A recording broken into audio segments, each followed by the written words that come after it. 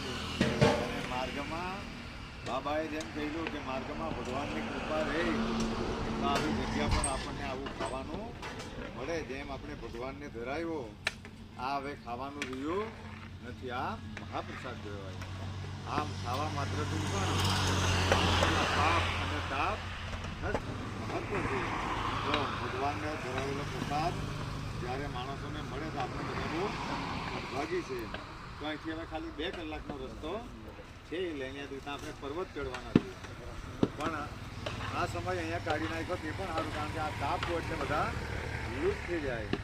એટલા માટે હવે 5 વાગ્યા પછી આપણે ચડવું એટલે સરસ રીતે અને ત્યાંથી ઉતરી પડે.